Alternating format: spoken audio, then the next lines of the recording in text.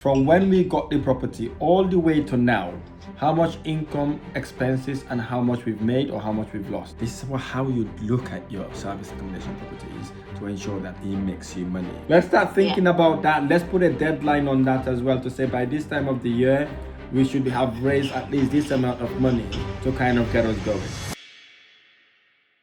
If you want to learn how to improve your bookings for your serviced accommodation Airbnb property so you can get lots more bookings and make lots of money, this video is for you. Because in this video, I'm going to be talking to some of my investors that are investing in Airbnbs to help them improve their bookings, but also help them make more money from the investment and get better return on their investment. So if you want to learn how to improve your booking or make lots of money in Airbnb, this video is for you. Let's get to it. I understand that we want to kind of have a quick catch up to learn about our Airbnb and how we could improve what we're doing there. Am I correct?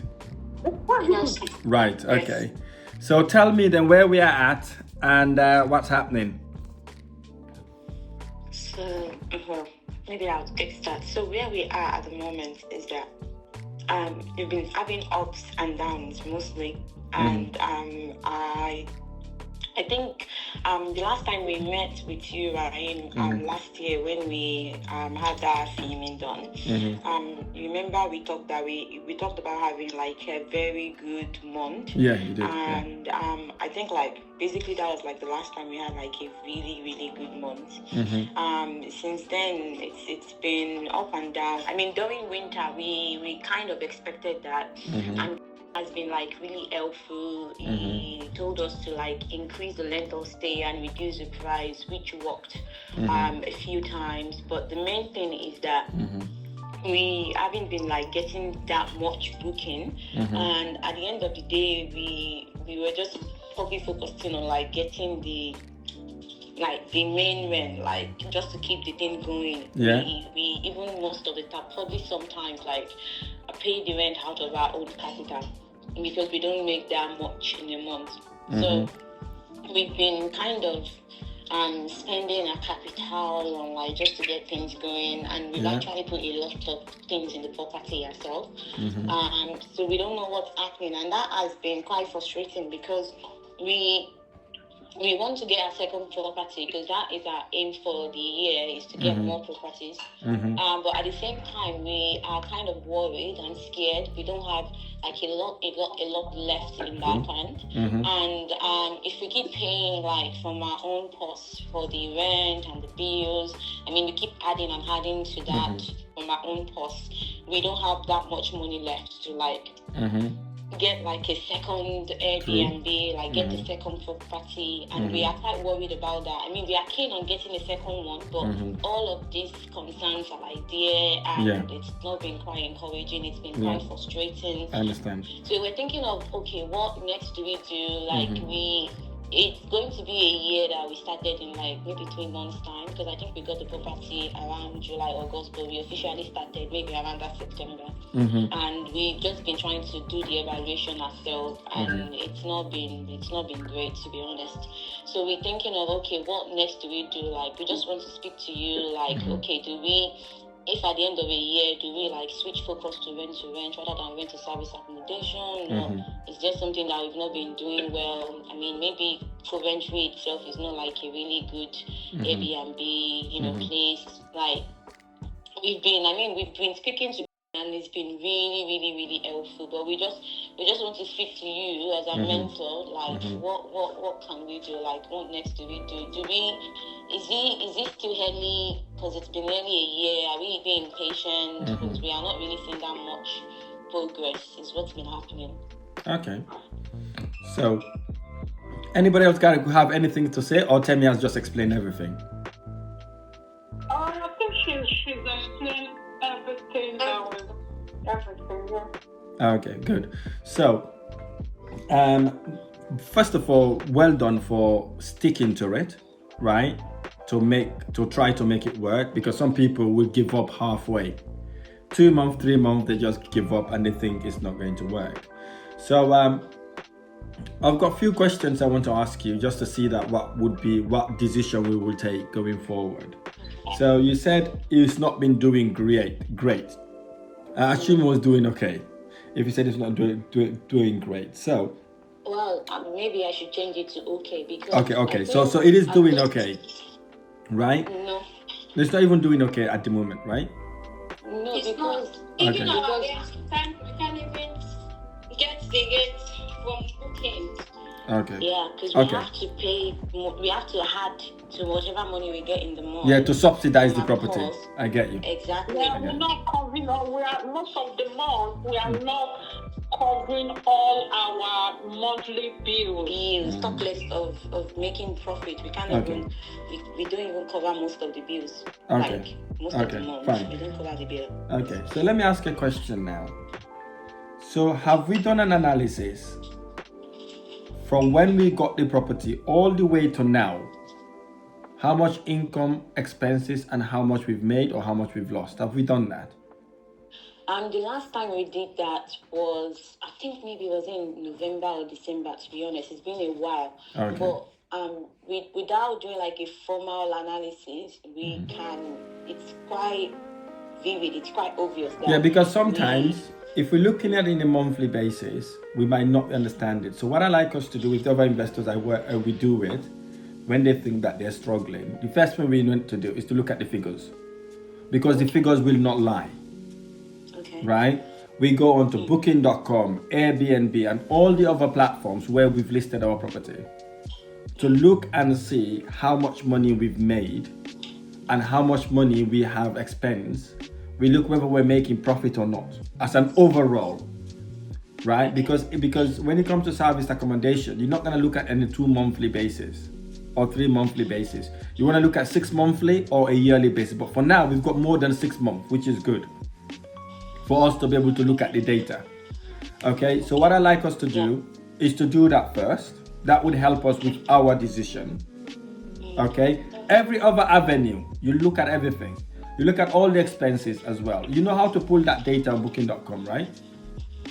For the income. Income, yes. Yeah. It's on the finance tab or somewhere like that.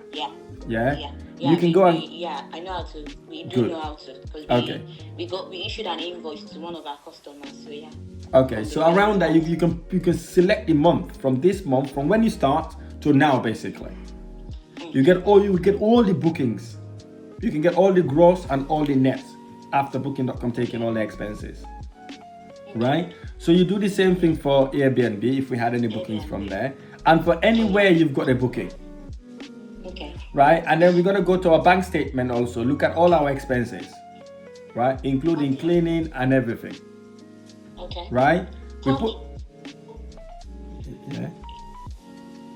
Yes, What? from the bank statement. Yeah. Because I was checking last week from the bank statement. Every month since we started, it's just 1 month that we were able to recover our rent and other expenses. Yeah. But all other months we are just disbursing. Okay, I fine. just want us to do like the old figures. Yeah, so we can do see everything. How much exactly. Yes. Yeah. Do everything. Now you got down your bank statement. Let's do everything then. That way then we will then kind of come up with an idea of what we need to do. Okay. You understand? That's one thing we need to do also. What I'd also like us to look at is the second thing. Right? Look at the reviews. Where are we with our reviews? Right? Are we having good reviews, bad reviews, or we're in the middle? Right? We do have. Yes. Oh, sorry. You go on. Yes. I wanted to say that on Airbnb we do have good reviews. Not a lot, but we do have I think we have about 67 reviews on Airbnb. And they are all good. Our current rating is 4.83 on Good. Airbnb. But for Okay. booking.com, if you remember that we only reopened another account probably months ago. We've had few customers since then, but none of them are like leaving us reviews. And we've tried so hard to like maybe try to give the first review, and then maybe that would encourage them to give reviews, but we never receive link for ourselves to leave review like Airbnb would do. Because Airbnb, they would ask for the guest and the host to leave review, and they don't get to access it until both sides have done it. But for booking.com, we haven't gotten a single review since, and we've had like quite a few number of guests since we opened that new account, but we don't have a review on booking.com, and we really don't know how to go about that, because we keep sending people like in the farewell message or like a follow-up message, we keep asking for like reviews, but nothing on booking.com. I hear you. Do we also call them after they've left? Oh no, we just send them messages. Okay, let's try to call them, because when they've left, they will not bother to even look at their emails anymore, right? So we can still call them. Yeah, you can still call them. And the way it would also help us, because we're not getting lots of bookings at the moment, is to make sure whoever stays in our property, we ring them before they arrive, welcome them, tell them, look, we're here, we're learning, if you need anything, please do let me know, and stuff like that, so we can encourage them to leave reviews for us. I assume we're not doing that currently, right? Okay. I mean, we message them. If they do need anything, they contact us. Yeah. But the messaging, not every they will think that's just an automated message. They will not feel special, right? It's when they feel special, it's when they're like really, really happy with us. I say, look, you've just checked into our property. Like, for example, today now, right? My team has an event in Birmingham. Tomorrow we have an event there. They booked an Airbnb in Birmingham, right, for my staff, but they put my mobile number, right? They just rang me when I was charging my car and said, look, I know you're coming in today. I'm just calling to confirm about your ID check, your deposit, and also we look forward to hosting you. If you have any problems, please do let us know. Stuff like that. It was amazing, because it even reminds me of the booking itself. Yeah, but also it shows that care inside of things. Am I making sense here? Yeah. Right? So let's see if we can improve on that as well. But anyway, the figures will also help us, guide us, and determine all this stuff. Okay? Yeah. So that's one thing we need to look into. Where we still continue doing the messages, right? But sometimes that would also help. Okay? So I would like to know where we are with our reviews. You've just told me about booking.com anyways. And if you told me about Airbnb, just look into it and see if there's anything we can pick up from there. Because reviews help your booking prioritize through the platforms, right? It's like you yourself, when you're buying a product, what do you look at first? The reviews. You look at the reviews, right? So basically, that's how you could do it. So you got to invest time on the review to make sure it works. Okay? So like what I've just said. Oh, sorry for interrupting this video. I just wanted to draw your attention to a guide I've just created. This guide is for you if you're looking to start and scale in property investment, and you've got questions that you want to ask in order to start your property investment. This guide is the ultimate guide to start and scale in property investment journey. I talk about the different type of investment strategies. I also discuss the 11 ways you can raise finance to make any property no money down deals, and the type of properties to buy in order to generate a serious return in your investment. And I'm giving this book away for completely free of charge, no string attached, nothing, absolutely free. Click the link on the description of this video to get your free guide now. We've only got a limited number of these copies available as well, so click the link to get your guide now. Let's get back to our video. Right, so let's see then how we can improve the reviews that way. All right. Okay. The other thing also is competitive analysis, right? So how are we getting on? How are our competitors doing? Are we overcharging, undercharging, or somewhere in the middle? No, no, we are not.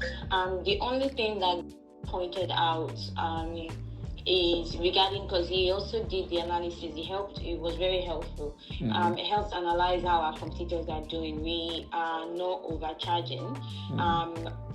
But the pictures, I think in comparison to our competitors, our pictures are not as outlandish as the other competitors. Like, we saw the pictures and yeah, it was really, really great.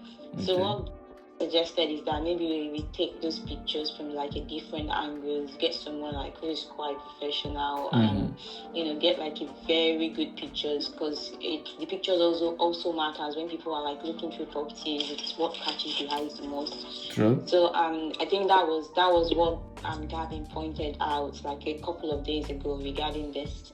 In comparison to our competitors, he just said to get better pictures from different angles. He's right. So getting better pictures, getting better pictures is very, very good. It's like buying a car. If the car isn't nice, nobody will want to buy it. Even if inside is amazing, you got to show it, right? If you don't show it, you won't be able to get the booking. So let's see how we can improve on that as well, right?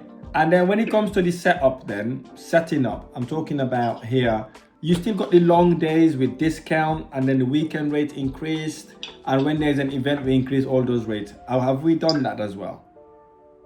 We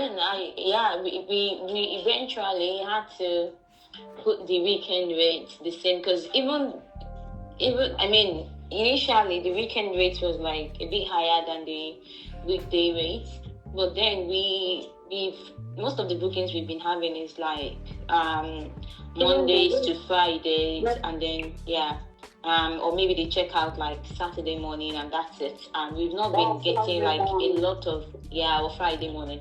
We've been getting very few weekend stays.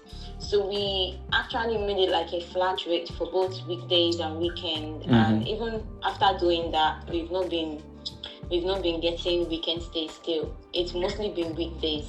Unless someone like book like 10 nights or 14 nights, which we've had few of those moments, which was like really, really nice to have like someone in for like 2 weeks without even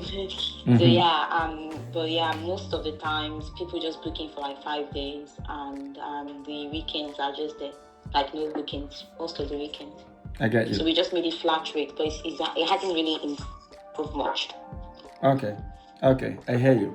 Right, okay, so what we could do then basically is to leave it as it is, but try to reduce the weekly rate and then increase the weekend rate slightly, right?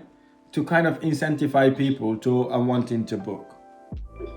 Okay, but also, do we have a minimum night of stay? If we do, how many minimum night? How many days is our minimum nightly stay? So until very recently, until maybe I think that was on Tuesday. Until Tuesday, the minimum length of stay was 3 nights, because the rate was like really, really low. And that was what I'm advised during winter, specifically around that December, January, when we like struggling a lot. So when we spoke on Monday, or was it Tuesday now, he advised that we reduce the minimum length of stay back to 2 nights instead of 3, and then just to increase the price a little. But since we also had a look at the market, and the price is going to be slightly above what our like direct competitors are like charging, so we've just left the price for now, and we've just reduced the minimum length of stay from 3 to 2 nights. Okay. Let's leave it as it is for now, and then observe the way it would work, basically, right? Okay. So with the long-term booking night, though you stop it now, normally you don't get frequently, but when you get it, it takes a long time. Okay, so are we set up on Comfy Workers, Housing Anywhere, VRBO, and all those platforms? Yeah, we are, but we have never gotten a booking from any of those other platforms. It's only been Airbnb and Booking.com. We are set up on Housing Anywhere, VRBO, and Comfy Workers, but we've never We've never gotten a booking from those platforms. So one thing we got to do with comfy workers, because some people are doing really well with them. For example, Samuel, right? They've just extended another 6 months. Oh my Right? God. Yes. So, and even us here, we got bookings for like 8 months from comfy workers. Yeah. So what we do usually is to ring comfy worker to find out exactly what they would like us to do to make us competitors, but also to try to build a relationship with them. Right? It's because they will send in the offers to everybody around that area. Yeah. But they tend to shortlist the people that kind of have a relationship with them. It's a bit unfair, but that's what they would usually do. Right? Let's dedicate one of our team members to be touching base with them in a couple of weekly basis as well. Okay. Yeah. And then the other thing that's working also for my investors right now is you should be making money on this actually. You know, we've got refugees coming, like we got asylum seekers coming from the Arab countries, Ukraine, places like that, right? Yeah. So what my investors are doing is to contact the council to say, look, we have a property here for emergency accommodation for the people that are coming around until you find them an accommodation. Okay. Right? So you're gonna ring the council, the housing department that's responsible for emergency accommodation. You're ringing them to provide a service to them. Say, look, I know you're struggling. I know the government is paying lots of money in hotels, but look, I have a property. It's a 3-bedroom, 4-bedroom house. I'm happy to house emergency accommodation people until you find them an accommodation. Okay. Right?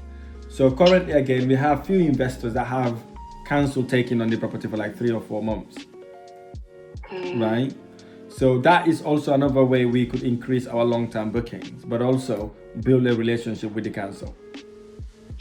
Okay. Okay? So that, again, one of you can be delegated and do that. Okay? Yeah. And then the other thing was, I'm going to backtrack a little bit here on the setups. I know you're going to be analyzing details, and because these recommendations after the analysis, I assuming that the analysis is going to go bad. That's the reason why I'm giving all these feedbacks here. To give it a month, a couple of months ago, just so that we know then whether we're going to continue or not. Right? So, with this setup also, do we have it all optimized? Like putting on the title, like the area or the city center, very close to whatever it is, attractive. Yes. Do we have that Yes. already, right? Yes, Gavin reviewed that with us on Tuesday, so we changed the title as well on Tuesday. Fantastic. Okay. So now what I suggest we do is to do all this analysis. Let's do all this amendment I've told you about. Let's give it a couple of months, right? If it doesn't work, then we can then re-strategize. But it should improve it because this is the peak time we should be getting bookings, quite frankly. Yeah. Right? Yeah. Let's see if there's something that we're missing out somewhere. And also, how about our cancellation policy?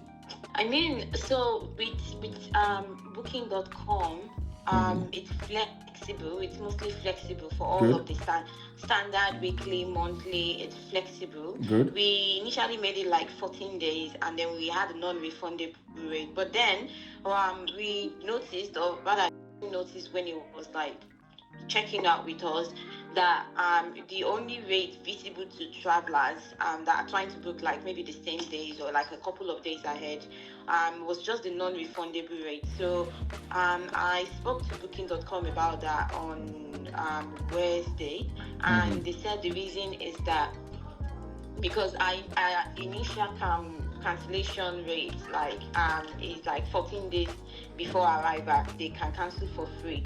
So they said because of that, people are only able to see the order rate only when they make a booking, like maybe 14 days before the arrival date.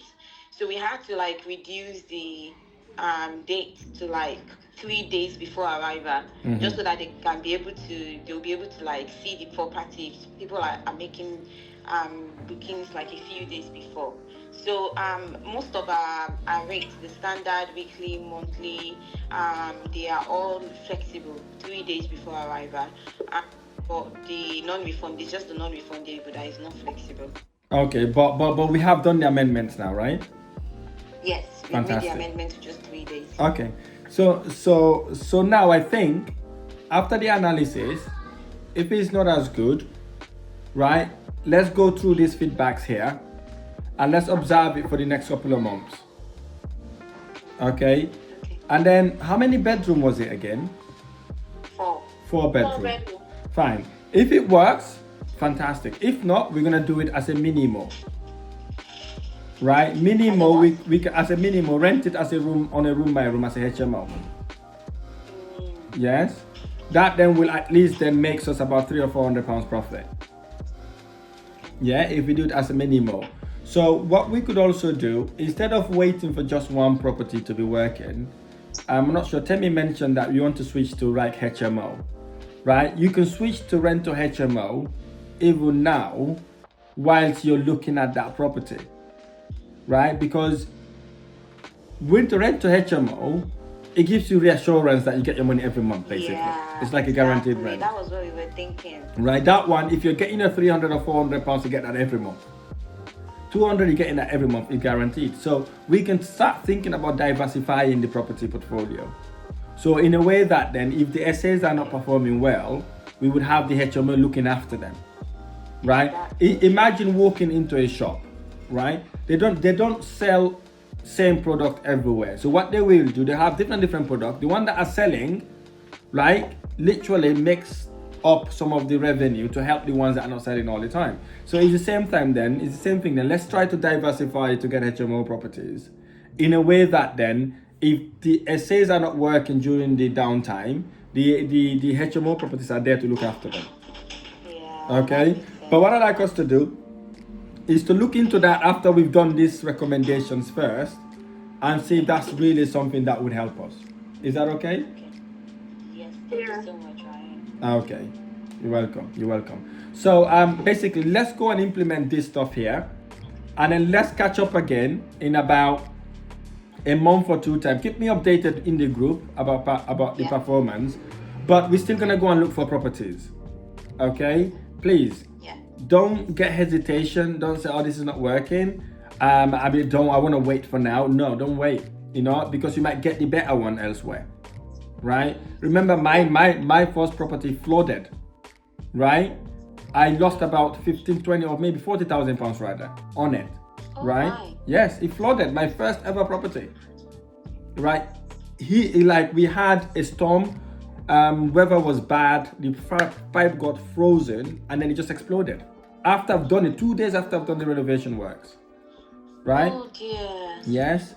And I had an investor also in Liverpool, like few of them now, a couple of them, where they're renovating the property, Temi.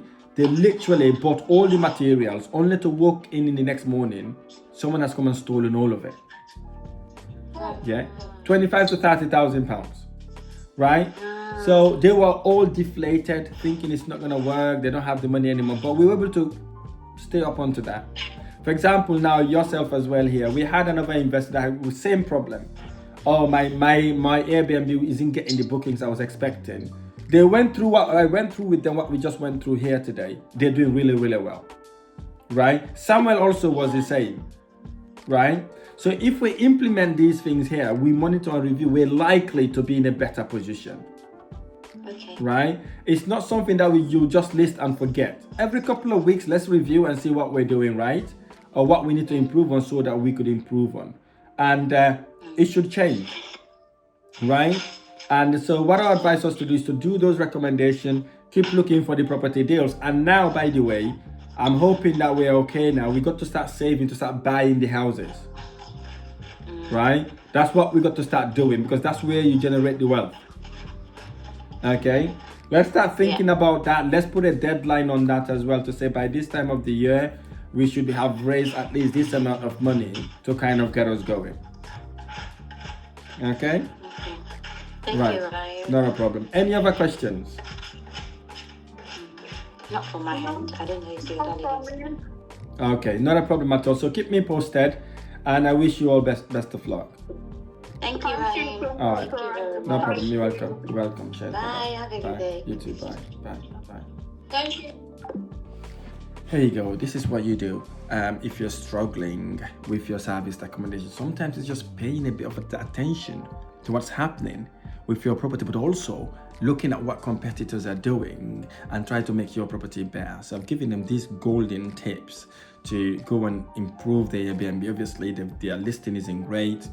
Their reviews are not also good. They have not set up the property nicely, and I've also asked them to look for long-term bookings in order for them to be able to make money from their property. So this is how you look at your service accommodation properties to ensure that it makes you money. Because at the end of the day, you're there as an investor, not to subsidize the business. You want the business to be paying you back, not you forking in money into it. So this is how you do it. If you like this video, any of my videos, smash the like button below, subscribe to my channel for more amazing videos. I look forward to sharing the next one.